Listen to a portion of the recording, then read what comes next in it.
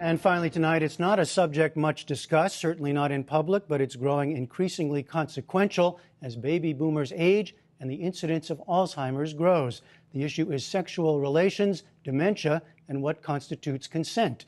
And it has nursing homes struggling with ethical, legal, and practical questions. Bryan Gruley of Bloomberg News has written 2 in-depth reports on the subject and joins us now. And welcome to you, Bryan. You tell the story of a case that occurred at a nursing home in Iowa called Windmill Manor that shows how unprepared institutions are for dealing with this. A man and a woman not married to one another are discovered in bed once and then again. Tell us briefly what happened from there. Well, it was the second incident, Jeff, that really triggered things because they were actually having intercourse. The woman was married to somebody on the outside. The man was divorced. Both of them had dementia to some degree.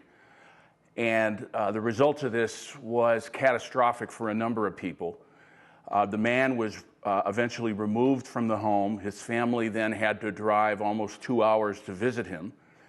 The administrator was fired. He's no longer in elderly health care. The nursing director was fired and eventually lost her license. And it just didn't end well for anybody, even though these two people appeared to like each other. The issue, of course, was what is consensual, and then what needs to be reported to whom. And you show how these questions simply are not clear. Well, that's right. I mean, the laws, and they vary from state to state. The laws obviously deal with issues of rape, and they deal with issues of, to some degree, of how much privacy that people who want to be together in nursing homes have. But there aren't very clear guidelines. Many nursing homes and other long-term care facilities who are financially strapped anyway, they haven't really had to deal with this. But the coming bubble of baby boomers over the age of 65 may well force them to come to grips with these issues, and they're very complex. And even people who are experts in geriatrics will say it's difficult to tell whether somebody with dementia would have the capacity to consent to sex. They might have that capacity even though they don't know how to, say, balance their checkbook. In this particular case that you write about, and we should say you withheld the names of the people out of respect for their privacy, but you say that the woman called the man by her husband's name and was calmed by his presence. There was a intimacy there, clearly.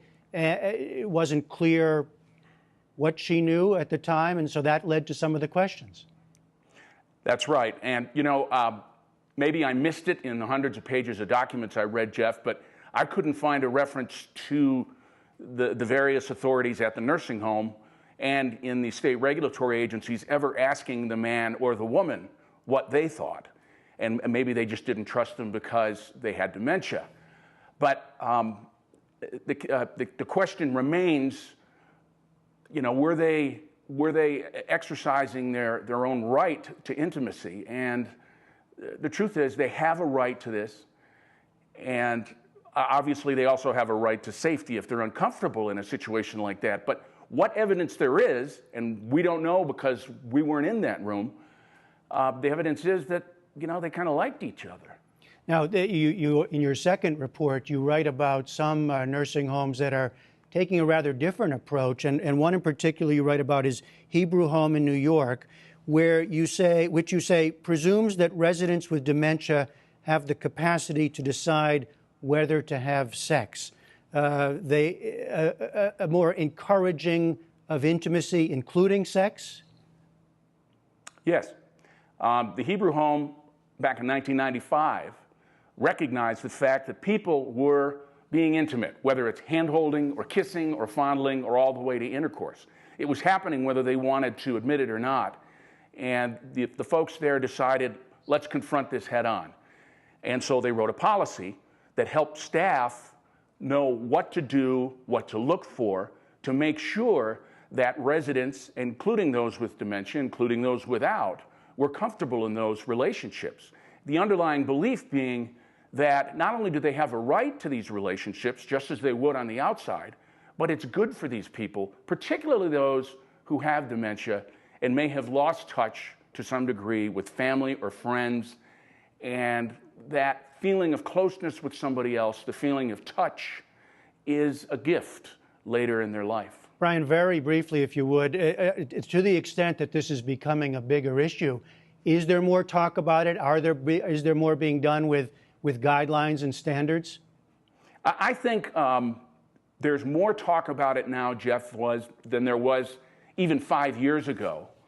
And hopefully these stories and some of the conversation they've generated will make nursing homes think about it more, and we'll get researchers to do more research into this, because the numbers are what the numbers are, and they're big, and they're going to have to deal with this as this generation, my generation, moves into their late 60s and 70s and 80s.